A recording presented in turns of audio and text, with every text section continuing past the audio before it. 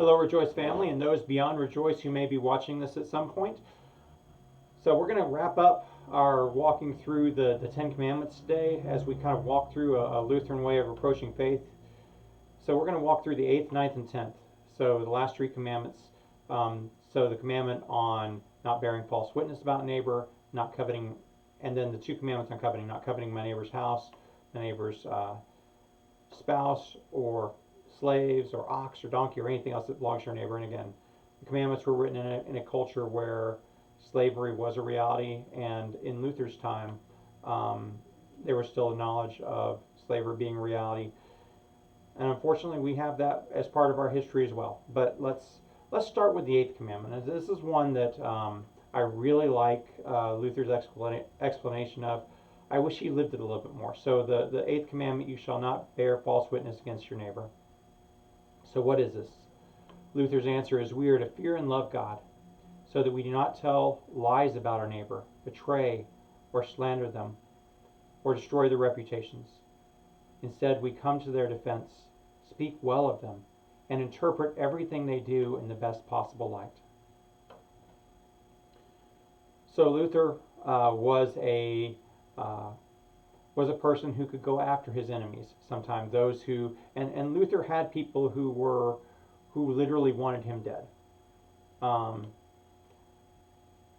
But he could be very harsh. He could be very polemic in the way he spoke, and we see a lot of that in our culture too. To where, the when it comes to a person who disagrees with me, my job is not to, gently convince them or to find a compromise. I think sometimes the way our culture portrays it, our job is to, pulverize their arguments into dust and leave them, just quivering on the ground. Now, the 8th commandment tells us something very different. Not only is it not about not lying. Certainly, we don't lie about our neighbor. We don't slander them. We don't betray them. When we're under oath, we don't tell lies. We speak the truth. And again, when in Matthew's Gospel, when Jesus is talking on the Sermon on the Mount about, don't even take oaths. Let your yes be yes and your no be no. As Christians, our words should be honest all the time anyway. And we should be committed to what truth is. But it's not only just being committed to truthfulness, but it also means coming to the defense of my neighbor, speaking well of them, interpreting everything they do in the best possible light. And again, in a polarized culture, you don't see Republicans talking about Democrats in the best possible light, or Democrats talking about Republicans in the best possible light.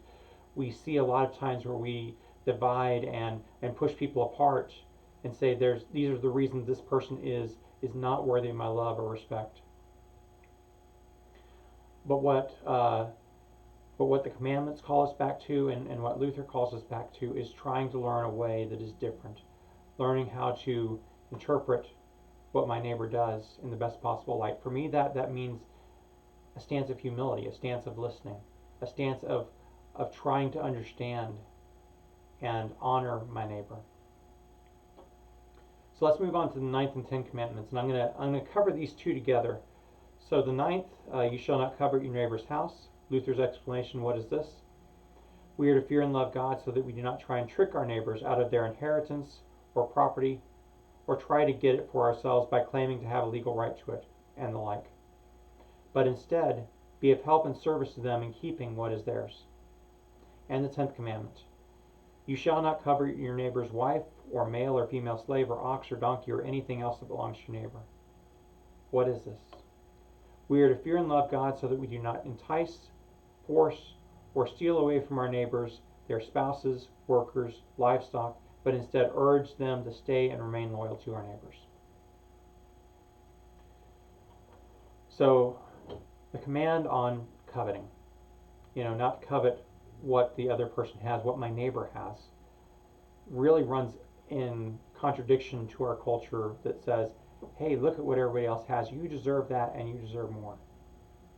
And again, in a culture that values having things, possessing things, owning things, we think about how do we get what's mine. But again, a biblical way of thinking thinks about my neighbor's interest at the same level as my own. And how does my neighbor have a good possible life? Well, if I'm constantly trying to have the things that my neighbor has, and if that's my highest good, if that's what my life is directed towards, then I'm going to try to do things to do that may or may not be ethical. And so, if I'm not coveting what my neighbor's has, my neighbor's house and property, I'm not trying to do things to get them to obtain their property. And, whether that's using cheap goods or shoddy materials, like when we talk about stealing, whether that's, doing things that take advantage of my neighbor in various ways. And the same thing with their relationships, with the things that they own, with those who work with them.